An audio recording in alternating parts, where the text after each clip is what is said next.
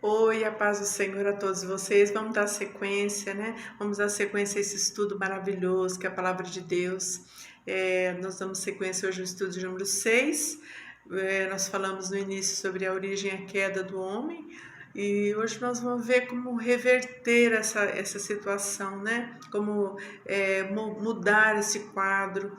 É somente estudando a palavra de Deus que nós vamos ver hoje o estudo número 6, hoje é dia 10 de julho de 2020. Antes de dar sequência, eu quero ler aqui em Oséias, no capítulo 6, versículo 3. Pega a sua Bíblia, né? Oséias capítulo 6, versículo 3 diz assim: Conheçamos e prossigamos em conhecer ao Senhor. A sua saída como a alva é certa, e ele a nós virá como a chuva serôdia que rega a terra. Quando a gente lê esse versículo, você vê que é um processo, né? É, é fazendo, né? É prosseguindo, é conhecendo, é uma ação, né? É um movimento. Entendendo bem, procurando entender melhor, a gente vê que nós estamos num processo. O que nós não podemos, o que nós não devemos é continuar indiferente às coisas de Deus, tá? É muito importante a gente começar a se mexer, começar. Eu não estou convidando você a me ver aqui, a só ver esse vídeo, não, essa não é, nunca foi a ideia, a intenção de passar, mas é o conteúdo. É isso aqui, ó. Tá bom, gente? É a carta do Criador para você e para mim. Vamos dar sequência. Isso aqui é o maior tesouro da humanidade. É a carta do Criador. Por isso que a gente tem que estudar. Quando você estuda a palavra de Deus, vai se cumprir aquilo que está escrito lá no Evangelho de João, que o Espírito Santo ele vai fazer com que nós lembramos do que nós estudamos. Se nós não estudar, como que o Espírito Santo vai agir? Deus não vai forçar, nem eu, nem você. Ele nunca vai forçar a nenhum de nós. Mas ele nos ensina, ele nos orienta. Por isso que é importante a gente, sabe, estudar mesmo, parar aqui, olha só, 20 minutos, nem, às vezes não chega nem 20, às vezes passa um pouquinho, mas é minutos. Então vale a pena estudar. Isso aqui é o verdadeiro tesouro, tá bom? Então eu convido você a ver o conteúdo desse estudo, tá bom? Então vamos dar sequência. A gente falou sobre a origem e a queda do ser humano lá no início do estudo. Hoje nós vamos falar como reverter essa situação, esse quadro, né? De que o homem se encontra no pecado, como reverter essa posição de pecador para voltar para o seu Criador. A gente vai ver que não é de qualquer maneira, não é da maneira que eu acho, tá? Mas é da maneira como a Bíblia ensina. Então nós vamos estudar aqui, nós vamos falar sobre que o único caminho, né, é em Jesus Cristo. Aí na sua Bíblia, em Atos 4, versículo 12, vai dizer assim: Não há salvação em nenhum outro debaixo do céu, não há nenhum outro nome dado entre os homens pelo qual devamos ser salvos. Então a Bíblia é bem clara, né? Em Atos 4, versículo 12, aí na sua Bíblia, tá? No estudo anterior, aprendemos o que a Bíblia ensina sobre a origem e a queda do ser humano. Vimos que Adão e Eva foram criados por Deus como seres livres, com o direito de usufruir de todas as coisas criadas. Houve somente uma restrição divina, que era o fato de a ordem deixada por Deus, que daquele fruto eles não poderiam comer. Eles tinham tudo, mas daquela árvore, daquele fruto, a questão estava na obediência ali, né? Esta ordem de Deus, porém, não foi obedecida, foi ignorada pelo casal. Por conta disso, homem e mulher foram expulsos do paraíso. A comunhão da criatura com o Criador naquele momento foi então interrompida. Passou a haver entre as duas partes uma relação de intenso conflito. Apesar de tudo, Deus, que é riquíssimo em misericórdia, né, tinha a intenção de fazer as pazes com esses que foram criados à sua imagem e semelhança. É eu e você, né? Nós somos criados à imagem e semelhança de Deus, então houve ali esse conflito, esse afastamento, do nosso Criador, nós com o nosso Criador. Mas quem seria o mediador entre Deus e os seres humanos? Quem poderia tratar com os dois lados e procurar o bem para as duas partes? Esse mediador não poderia ser qualquer um, teria que ser alguém neutro que tivesse acesso aos dois lados, uma pessoa que buscasse o melhor para as duas partes envolvidas no conflito, sem favorecer uma em detrimento da outra. O próprio Deus apresentou esse mediador quando declarou que um descendente da mulher esmagaria a cabeça da serpente. Está escrito aí em Gênesis 3, versículo 15. Essa é a primeira referência bíblica dada a Jesus, né, referindo a Jesus, que seria o único salvador e mediador da humanidade, tá? Então, como reverter essa situação do homem pecador, né, do afastado de Deus, e voltar para o seu Criador? Em João 3,16, um capítulo bem conhecido, né? Capítulo 3,16, se diz assim: porque Deus amou o mundo. Em algumas versões bíblicas vai estar escrito porque Deus amou o mundo de tal maneira, né? Essa tal maneira é indescritível, gente. Não tem limite esse amor de Deus. É incompreensível na nossa visão humana, né? Ele amou o mundo de tal maneira que deu seu Filho unigênito para que todo que nele crer não pereça, mas tenha a vida eterna. Essa é a proposta de Deus, pois Deus enviou seu Filho ao mundo não para condenar o mundo, mas para que este eu e você fôssemos salvos por meio dele. Esse é o plano de Deus, né? João 3, 16, 17. Então, esse é o caminho. Jesus, em João 5,54, Evangelho de João 24, desculpa. João 5, Evangelho de João, tá? 5,24. Jesus diz assim: eu lhes asseguro, quem ouve a minha palavra e crê naquele que me enviou, tem a vida eterna e não será condenado, mas já passou da morte para a vida. Lembra, morte, estávamos mortos do pecado, dormindo, né? Então é importante a gente ter essa vida em Jesus. É por isso que ele diz em João 14, 6, quando ele afirma, né? João 14, 6, que ele é a única solução, quando ele diz assim, né? Eu sou o caminho, a verdade e a vida. Ninguém vem ao Pai a não ser por mim. Então, Jesus ali, ele declara que ele é o caminho, a verdade e a vida. João 14, versículo 6. Então, ele é a única solução. Não há como sair dessa condenação. Não há. Da morte eterna, sem passar por este caminho, sem aceitar essa verdade, sem depender dessa mediação. Somente Jesus é a solução. Tem que passar por este caminho, através de Jesus. Dá para entender, gente? Através do Senhor Jesus Cristo, reconhecendo que só através dele nós vamos reconciliarmos o nosso relacionamento com o nosso Criador. Não há outro caminho.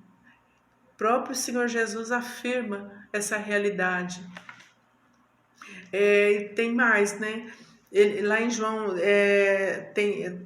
João 17 também fala, 17, 2 e 3. Pois lhe deste autoridade sobre toda a humanidade, para que conceda a vida eterna a todos que lhe deste. Esta é a vida eterna, que te conheçam, o único Deus verdadeiro, e a Jesus Cristo a quem enviaste. Então é preciso, né, passar por este processo. Não há como sair, né, dessa condenação. Nós temos que ir por esse processo também. Timóteo, conforme eu li, né, 1 Timóteo 2,5, pois há um só Deus e um só mediador entre os homens, né, entre Deus e os homens, o homem Cristo Jesus. Só há, né, um Deus e um só mediador entre Deus e os homens, que é Jesus Cristo. Então está escrito em Timóteo 2, versículo 5, bem conhecido também, né? Então, ele é a única solução. Só aí nós estaremos livres, né, da condenação eterna, da morte. Gente, vale a pena, escuta bem, gente, vale a pena. Às vezes você ouve pregação, gente pregando, falando, isso é coisa de crente, isso é coisa de... Não é. Gente, vê a Bíblia, é a palavra de Deus que está sendo pregada. Veja se as pregações, veja se os ensinos têm base, realmente têm base bíblica. Isso não é coisa de gente que não tem o que fazer, não, sabe? Nós temos que pregar a verdade, porque da mesma forma que o ser humano errou lá no passado, o ser humano errou, nós temos essa missão de passarmos para o nosso próximo, para se achegarmos, para voltarmos para o nosso Criador. Essa é uma missão deixada para nós, seres humanos. Essa missão, veja bem, gente, veja bem, Deus é poderoso, é o Criador do universo. Ele não deixou essa missão para os anjos. Essa missão é para nós. Primeiro, nós temos que ser resgatados. Primeiro, nós temos que reconhecer que é só através de Jesus, confessarmos que Ele é o Senhor, Ele é o Salvador, receber este convite de salvação, sabe? Receber, Ele está nos convidando, cabe a nós aceitarmos, né? E trilharmos este caminho e passar para frente para outras pessoas. Isso é muito importante, a gente levar a palavra de Deus para outro. Mas primeiro nós precisamos conhecer, primeiro nós precisamos estarmos totalmente, né, resgatados. Perfeição, somente quando Jesus voltar nós estaremos recebendo um corpo perfeito. Eu, mesmo sendo resgatado, ainda não sou perfeito. Eu estou correndo, como Paulo falava, correndo para este alvo, né? Que é Jesus Cristo, se aperfeiçoando em Jesus. E o que nós não podemos é parar. Nós não podemos parar. Sabe por quê? A gente não sabe o que vai acontecer daqui a pouco. Nossa vida pode ser interrompida, não é verdade? Por causa do salário do pecado é a morte. Então, nossa vida, nós não somos eternos aqui, agora. Um dia nós seremos, mas não agora. Então, por isso que nós temos que estudarmos a palavra de Deus, aprendermos a palavra de Deus, para nós recebermos tudo aquilo que Deus tem prometido para aqueles que creem, para aqueles que obedeceram a sua palavra, procuraram trilhar este caminho, se aperfeiçoando, né, se deixando modelar pelo Espírito Santo. Isso é muito importante, né? Então, a partir do momento que nós voltamos, nós somos resgatados por Jesus, né? Pelo sacrifício que Ele fez ali na cruz, que cada gota daquele sangue foi para nos redimir, para nos resgatar da condição de pecador, para nos resgatar do domínio do pecado. Isso é muito sério, gente. Aquele sangue derramado ali na cruz foi para que nós não percamos a salvação, para não perdermos a vida eterna. Aquele plano de Deus que ele teve ali no início, no Éden, para que o plano de Deus era para que Adão e Eva multiplicassem a terra e frutificassem, que eles iam ter a vida eterna. E Deus estaria todos os dias, Deus falava com ele. Aquele relacionamento do Criador com a sua criatura de perto, o Filho falando com o Pai. É esse resgate que Jesus veio fazer, tá? Não foi assim, aconteceu lá 2000 anos atrás e eu aqui, estou aqui seguindo. Não, gente, tem uma realidade, tem um fundo muito sério atrás de tudo isso. Por isso que é preciso estudar e entender esse plano de salvação de Deus para com você e para mim.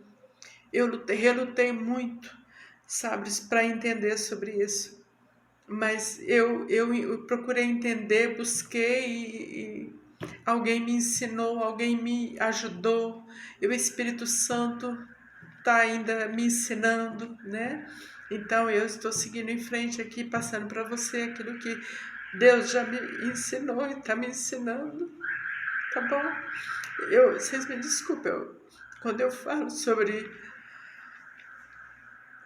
A cruz do Senhor Jesus é muito séria, porque Ele passou por nós, né? Então vamos receber com seriedade e passarmos para frente e receber esse grande amor de Deus para cada um de nós. Que esse amor é muito grande, gente. Lá em Ezequiel, Deus nos convida para que o homem, que ninguém se perca. E o desejo de Deus é que ninguém se perca, porque Ele não obriga ninguém a trilhar este caminho para o reino dos céus, né? Para a vida eterna. Mas é preciso trilhar esse processo, entendermos o plano de salvação em Jesus, né? Então, a partir do momento que somos resgatados, nós não seremos mais acusados, não seremos mais condenados, né, pelo inimigo. Romanos 8, no capítulo 1, leia em Romanos 8, nós estaremos livres, nós passamos a ser livres da condenação. A partir do momento que nós somos resgatados, tem que existir uma ação, tem que existir dentro de nós um sentimento, um desejo de querer sermos resgatados. Caso contrário, não vai acontecer nada. Mas também o final não vai ser bom, né? Porque Deus não obriga ninguém a ir para o céu. Muitas vezes a pessoa fala assim, mas Deus mandou para o inferno. Não, Deus não mandou ninguém para o inferno. A pessoa quis ir, Deus apenas permitiu que fosse por causa do livre-arbítrio. Então, esse poder Deus tem de deixar que o homem segue o seu caminho, e Ele tem poder também para transformar a nossa vida numa vida maravilhosa, gente. É maravilhoso seguir essa jornada, sabe? Entendermos esse plano de Deus. Então, nenhuma condenação há, né? Aqueles que estão em Cristo Jesus. Portanto, agora já não há condenação para os que estão em Cristo Jesus. Romanos 5, no capítulo 5, de 1 a 5, diz assim: tendo sido, pois, justificados pela fé, temos paz com Deus, por nosso Senhor Jesus Cristo, por meio de quem obtivemos acesso pela fé, e esta graça na qual agora estamos firmes e nos gloriamos na esperança da glória de Deus. Não só isso, mas também nos gloriamos nas tribulações, porque sabemos que a tribulação produz perseverança. A perseverança, um caráter aprovado. E o caráter aprovado, esperança. E a esperança não nos decepciona, porque Deus derramou seu amor em nossos corações por meio do Espírito Santo que Ele nos concedeu. Então nós passamos a ser livres da condenação, nós passamos a ser uma pessoa justificados pela fé. Por quê? Porque nós cremos na